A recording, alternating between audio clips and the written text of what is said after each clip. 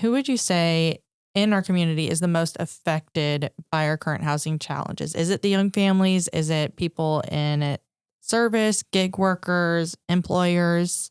You mentioned 4. I would say yes, yes, yes. Yes, yes, yes. All of the above. You are so smart, Lexie. I don't think that anybody is not affected in this world. So if you don't think you are, look at your property tax bill. If you expand the tax base when we bring new companies in or companies grow, then there's less reliance on your property taxes on a residential home. Welcome to Lawrence Real and Local, Keeping It Real podcast presented to you by the Lawrence Board of Realtors. We're your go-to source for all things real estate in Lawrence, Kansas. I'm Lexie Haskin with Vista Bank. And I'm Patrick Dipman with McGrew Real Estate. Together, we are here to make the journey to home ownership a breeze. Join us as we share insider insights, expert advice, and a dose of fun along the way. Welcome to Lawrence Real and Local, Keeping It Real podcast by the Lawrence Board of Realtors. My name is Lexie Haskin with Vista Bank. And I'm Patrick Dipman with McGrew Real Estate. And we're joined here today with Bonnie Lowe, the president of the Chamber of Commerce in Lawrence. Yes. So thank you for coming here. Are you kidding me? It's my pleasure. Thanks for having me. Great to have you. So give us a little bit about your background, how you got here, just what you like to do for fun. You like to go hiking, like things like that. Okay. Well, it's kind of setting me up. So been in Kansas all my life. Grew up in a little town called Waukene, Kansas. And if you've been skiing, you would have gone past Waukene on I-70, went to Fort Hays, moved to Lawrence in 1986 and never left. We have 4 children. I have 3 grandchildren, love the area. And when we moved to Lawrence, just kind of threw a dart. We wanted to stay in Kansas. And we knew we wanted to move east and love sports. And KU just kind of fit into our plan and thought we'd stay for a while. And here I am many, many years later. Many years. I was in banking for quite some time. Worked at the U.S. Attorney's Office for 5 years, which was probably the funnest job I ever had, which is really cool. And been with the Chamber 13 or 14 years. This is my 8th year, I think, as CEO. Work with a great team and so blessed to be here and work with wonderful, dedicated people in our community and county. So like a lucky girl. Well, we're lucky to have you here. I mean, especially with your wealth of knowledge. And I know the Chamber's been doing a lot of things with housing initiatives, things like that. So even just hearing more about it and just it also helping you spread the word about things. So, I mean, that's our pleasure too. Well, I appreciate that. And thanks for the good work you do. It's so important, not only for housing, but economic development and our other things that we concentrate on at the Chamber. So how does housing fit into the Chamber's mission for economic growth? That's a great question. So we embarked on a 5-year capital campaign 5 years ago to ask the business community, what do you want to see with economic development? And there's the standard business retention expansion, business attraction, and somebody asked me what our biggest challenge is, and I said housing. So we noted housing as one of our economic development issues. And I was talking to some individuals on the East Coast who helped us with a capital campaign, and I said, we want to include housing as an economic development initiative. And he said, that's fantastic. And I said, you work all over the nation. Surely there are examples of what that means with economic development. He said, I'll get back to you. Well, he did. And he said, you're the first one. So you're the cutting edge in Lawrence, Kansas to show that housing is an economic development issue. And we look at it through the lens of workforce housing.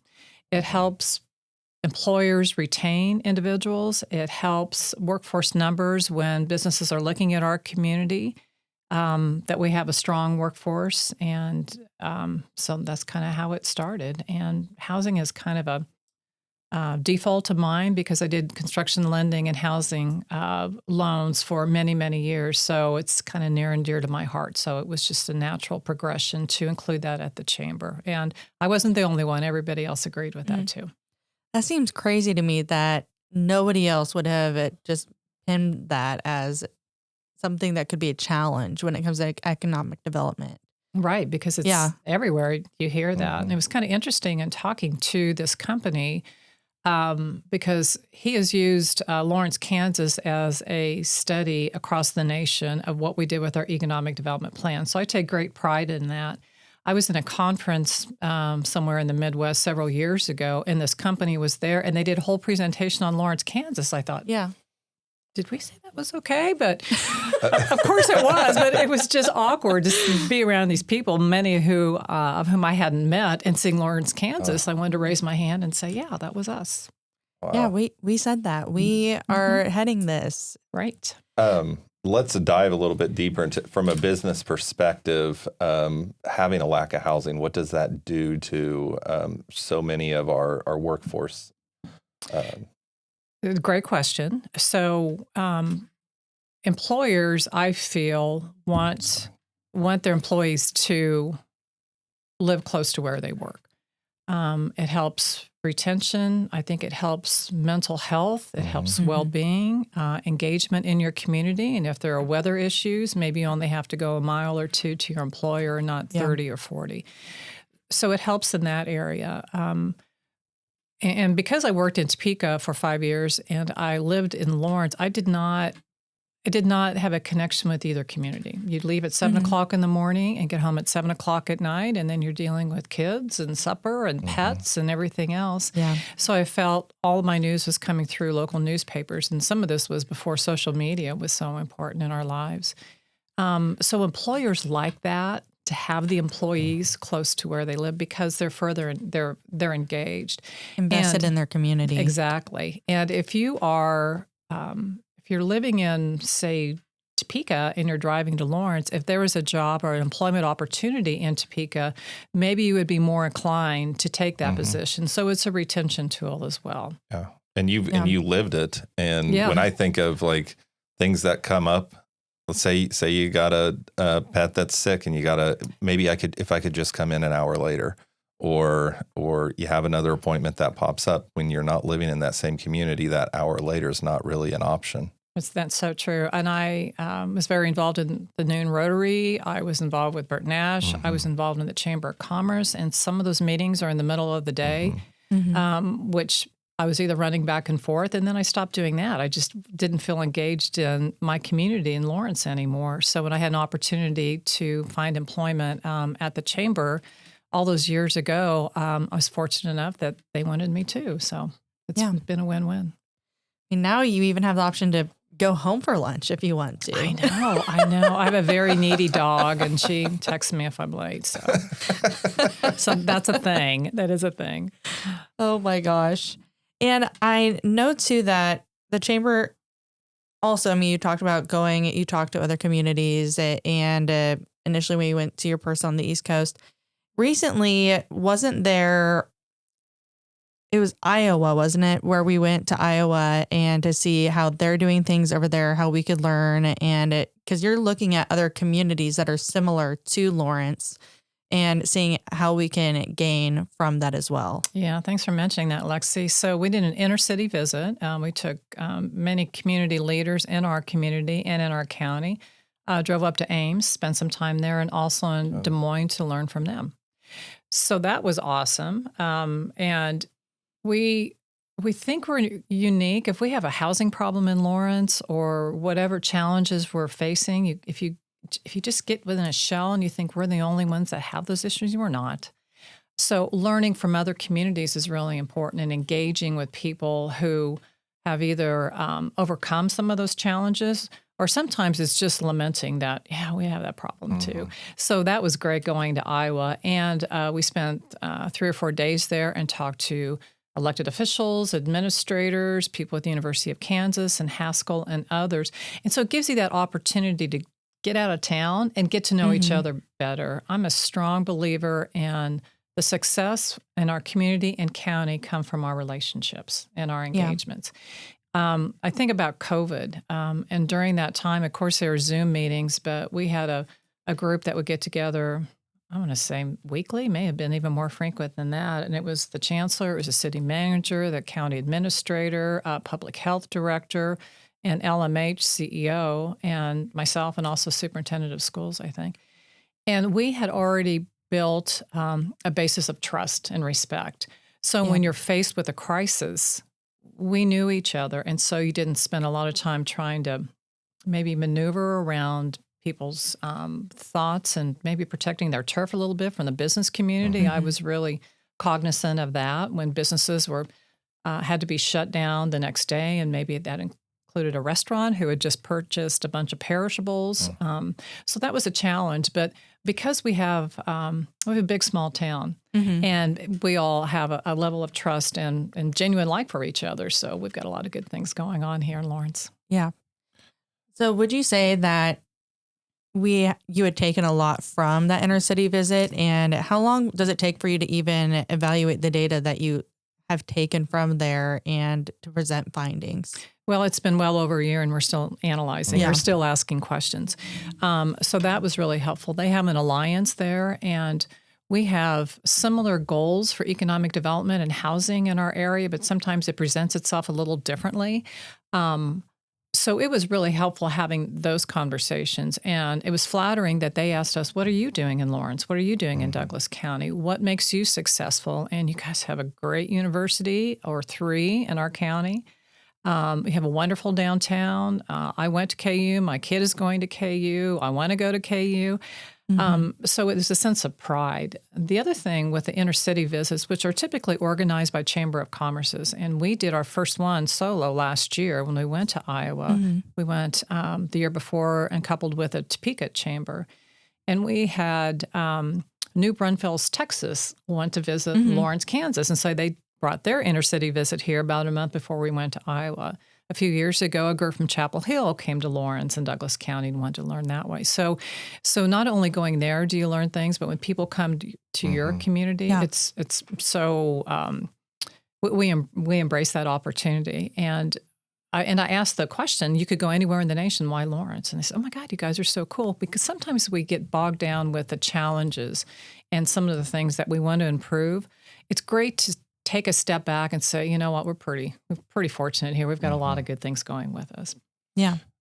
That's really cool that you are doing that and other cities are doing that as well. I hadn't even thought about that, but that makes a ton of sense. Great. When we go next year, Patrick, come with us. Bring me along. I'll go.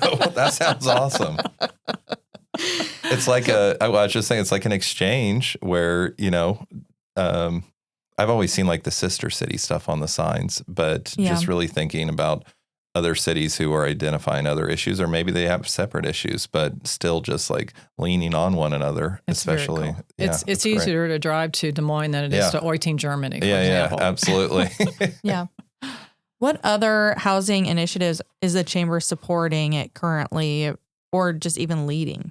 Well, I think back when I was doing real estate lending, we were developing, I say we were a part of providing financing as a bank, but they were developing 300 lots at a time on the west side of Castle, which was so great because one of the real estate companies or developers would bring it on the market, and 300 lots were sold almost immediately. It was crazy. There's a lot of spec housing then, a lot of custom housing, but that well kind of ran dry. We haven't really expanded our Lawrence borders in any meaningful way in a couple decades.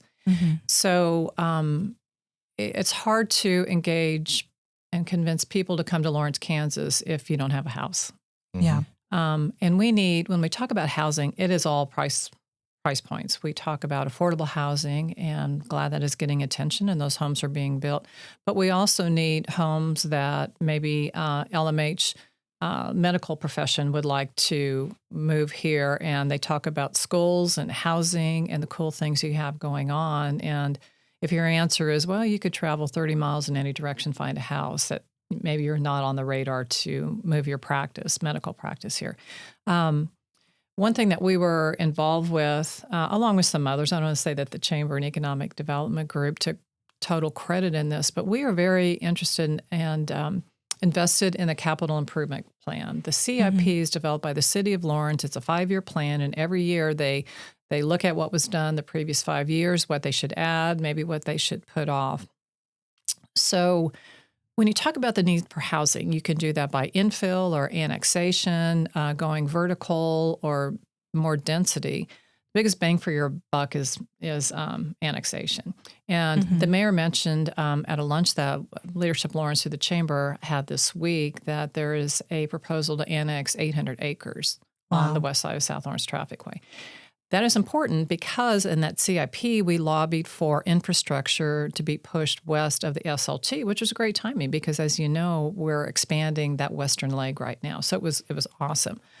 But for the CIP investing in infrastructure, that wouldn't occur.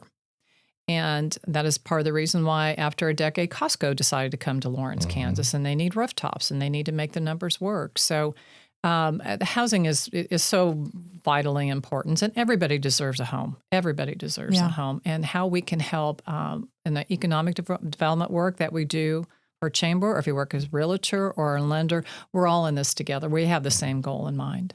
Yeah. What does it typically look like for the chamber to collaborate with city leaders or with developers or community organizations? How do you go about doing that and strengthening these opportunities? Well, for example, this afternoon at 3:00, if you'd like to come, we are organizing another meeting with an individual who's fairly new with the city. He works in utilities and in building inspections, and introducing him to the development group. We hear some challenges, to be frank, in Lawrence, either with the planning process, timing processes. We have a new development code.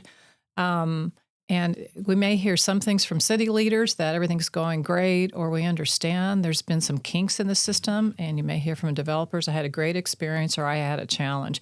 We want to get to the facts. We want to have clear communication.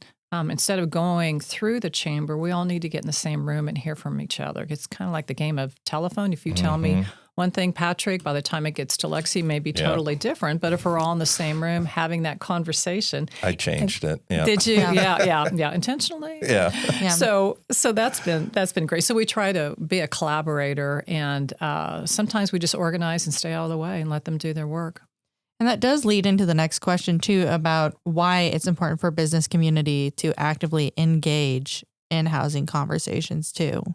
It comes down to that workforce housing again, and retaining employees and attracting new businesses. And it's the right thing to do, right? We all want good schools, and we want young families to come in with their kids. And I lived very close to Quail Run School. Well, my kids had aged out of elementary school through junior high through high school, and I still lived in that house. And we were three doors down, and I thought, a young family needs to be here and be a feeder for those schools. And this happens all over town. But I didn't have another place to go until some homes were built. And so some people are not stuck in their homes, but you'd like to see those neighborhoods turn over because it is so important to our schools. So I always think about that. If a new home built on the west side of the South Lawrence Traffic Way, maybe that's my second or third house, but my first house may be one that one of us move out of. Yeah. So those things, so it just builds off each other. Yeah.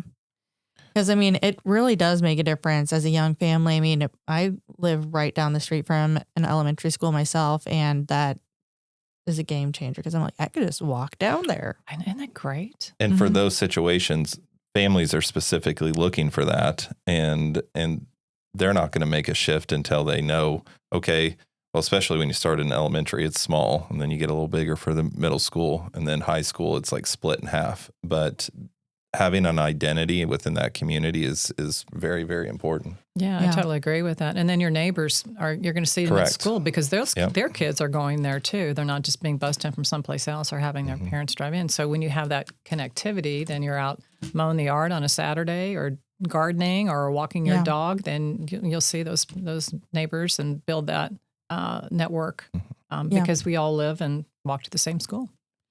And so I know we've been talking about young families too. We've talked about workers, but who would you say in our community is the most affected by our current housing challenges? Is it the young families? Is it people in service, gig workers, employers? You mentioned 4. I would say yes. Yes. All of the above. You are so smart, Lexie. I don't think that anybody is not affected in this world. And one thing is, if you don't think you are, look at your property tax bill. If you expand the tax base when we bring new companies in or companies grow, then there's less reliance on your property taxes on a residential home. And in Lawrence, 70% of property taxes come from residential homes versus commercial, which is taxed at a higher rate. And we could go down a rabbit hole about mill levy and assessed value, but let's not. But those things are so important. Now, it's never going to be 30-70 instead of 70-30 because University of Kansas has a lot of land, as is the city of Lawrence, as is Douglas County, and USD 497, and those properties, for the most part, are not taxed. But about half of the city general funds come from sales tax. So if you look at University of Kansas, and what are they doing? Well, there's a lot of people paying a bunch of sales tax, and they bring energy, and they have culture and arts and music and sports that we all enjoy, and they increase that quality of life. So while taxes are obviously very important, I don't think we should look kind of down on our nose at some of those governmental agencies or universities because they bring so much richness to our lives. So it affects, going back to yes, it affects all of those groups. All of us. What does housing affordability, when people think of that term, really mean as far as that economic workforce or just economic opportunities? Well, there's a few things affecting that right now. Interest rates, and when you could get a 30-year fixed a few years ago at 2.75 or 2 7/8, that was pretty impressive. So rates have gone up a little bit. Your escrows, taxes, insurance is going up for everybody. So it's not just the property value. It's all the other things that you need when you have a house. Lack of lots increase. It's a supply and demand issue, and you guys have been living this for the last few years very closely. So the more supply you have, that will help maybe de-escalate some of the increases in those costs of those lots. So if you do have 300 lots come on board like we did and enjoyed in the old days, that helps everything. And I mean, I'd enjoy that right now too. Right? I understand. Oh my gosh. Sorry, I interrupted you. No, you're fine. No. That's okay to say me. Yeah, we need that. Oh my gosh. So what barriers is the chamber currently seeing in even addressing these challenges locally? Just lack of inventory, lack of land. We're addressing those things. And Mayor Finkeldie has said on a few occasions that we're in the era of execution. If you think of the great things happening downtown and the annexation, and incidentally, 2 years ago, the city of Lawrence annexed 4 smaller subdivisions. But there are cost issues. There was topography issues. There was challenges from availability of builders. And going back to when I was doing a lot of lending, there were so many builders in town. They've all gone. Not all. That's maybe a bit of an exaggeration, but a lot of them have. Either they went someplace that they could build homes or they just decided to retire. So attracting new contractors, new people to invest in our community, a new generation investing in housing. Those are some of the things that we work with and talk to people every day. And like I said, the 3 of us in this room and a lot of other people want that to be successful, and it will be. Yeah. So can you just share some examples of different partnerships that have helped move the solutions forward and different ways that you've also helped collaboration with stakeholders when they have those differing perspectives? So Lawrence Board of Realtors is at the top of the list. Lawrence Home Builders Association. Along with the Chamber of Commerce, we had some joint proposals for the city of Lawrence and also on the state level and federal level. And when you combine forces, your one voice is 3 big voices, and that really helps a lot. So again, the partnerships that we work on, that we enjoy, are of vital importance. And it makes it more fun, too. Mm-hmm. I mean, too, and you've put together different focus groups in town because I cannot remember what those are called now. The sector meetings? Yes. Okay. Like, yes. Say it again. So they get louder for the fact that the sector meetings. And there's one for housing, too. And people have been coming together for that. And yeah, I have it on my, I've not been to one yet. It's on my list. They just keep happening when I have other appointments or things happening, but I see them. I know they're great. Tell us about them. So sector meetings and intercity visits. You guys Yes. are on my list to make sure. So sectors is talking to people in your business sector. So there's one with housing and financial, manufacturers, small businesses, which are obviously very near and dear to our hearts. But you have people that are like-minded that may have the same challenges. You get them in the room and they talk to each other. And we had a nonprofit group last year, and I was surprised that many of those leaders didn't know each other. So getting in the same room and realizing, kind of like in the intercity visit, you're not the only one with those issues or problems. Somebody else has that too, and then you learn from each other. You collaborate. Maybe you combine resources. So we're pretty proud of the sector meetings. It's very important for our business community and for our chamber. And at the end of the day, we talk a lot about housing, which is very important, but the chamber is the voice of business. So if it's advocacy, if it's leadership programs, economic development, training, those things are all so important to us. So we're pretty proud of, I'm very proud of our team and the good work that they do. Yeah. You have a great team. Thank you. I really love them. They care, right? Yes. They care. They have, and they identify with Lawrence. So they fit well. Thank you for saying that. What work remains critical over the next 3 to 5 years? CIP keeps kind of coming to the top when I hear a question like that. We need to, when you're on the capital improvement plan for 5 years, that doesn't mean you made the list, but you could be cut or you could be pushed back. So infrastructure is of vital importance. And I think one thing that we need to remember as taxpayers is that our elected officials and the administrators work for us. They want to hear from us. They want to spend our tax dollars in the areas that we think are of most importance.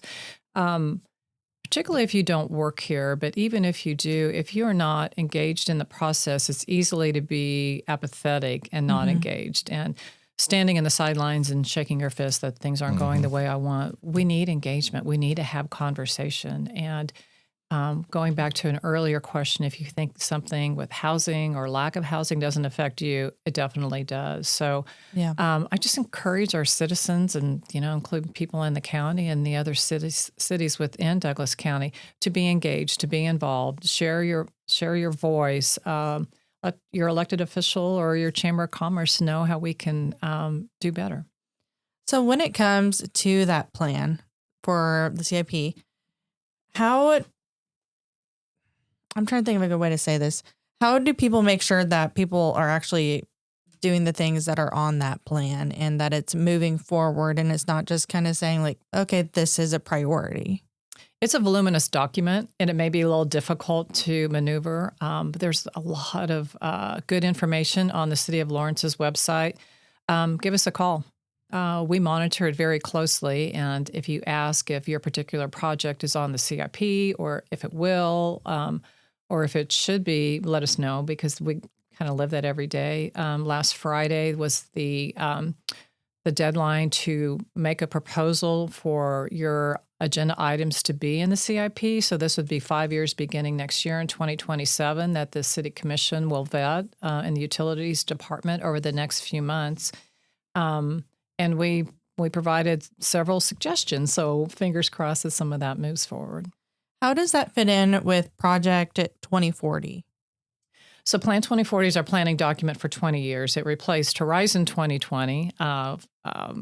So that is our guiding planning document. It all work with each other. And one thing with Plan 2040 is they identified tiers of land. So if your land is close to the city limits, that would be Tier 1, Tier 2, Tier 3, Tier 4. This 800 acres I referred to earlier, I think goes out to Tier 3. So they do work with each other. But if you look at Plan 2040, and again, that's quite a lengthy, detailed document, it's important, but there can be amendments, there can be suggestions. So it is a guiding document, but there can be amendments and changes to that. I just wasn't sure if in order to get on the CIP too, if it had to fit within that plan or vice versa to be considered. I know they look at the plan and they also look at the strategic priorities for the city. I think there are 5. And when there are budget requests, they look at that strategic plan to see where it fits. If it's unmistakable, Lawrence, and a variety of other safe and sound a community, those are some of the goals that they look at. I think that's going to be changing. I was part of a group this week to interview groups that will be working on the next 5-year strategic plan. And so that probably won't be done for a year. I think in the next 30 days, they want to identify who will work on that strategic plan. I can say one of the most important hires that we have is our city manager. That is another area that I feel our citizens should be engaged in the process. And if you're pleased with how something is going, if you're displeased, let your elected officials know. And they care, and I am very confident that the next city manager will be the best hire, and then we need to make sure we can do all we can to encourage his or her success. Yeah. How would you describe a successful Lawrence if the Chamber's housing initiatives achieve their goals? So when the housing initiatives. I like that. Thank you. When. There you go. I appreciate that. Can you repeat the first part? I was thinking of when instead of it. Okay, we're going to restart it so I sound like it. How would you describe a successful Lawrence if the Chamber's housing...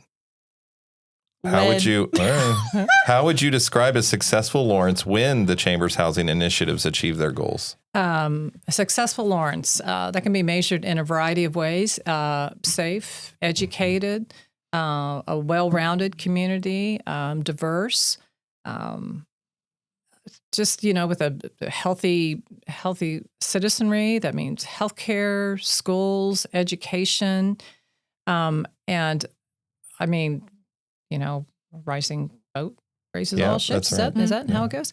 So I think when you're successful with housing, it affects all those things. And who doesn't want quality health care? Who doesn't want strong schools? Who does not want a safe downtown? We all want those things. And we have a lot of that today. Yeah. I think it's a rising tide raises all ships. That's it. I knew it wasn't quite right. So I'm not the person to ask about sayings because I constantly get them wrong. I don't even remember what I said the other day. And my mom was like, did you mean to say blah, blah, blah? And I'm like, you knew what I meant. Yep. I do the same thing every day. Every day. Well, do you want to get into our fact and fiction segment? Great. Let's do it. Sure.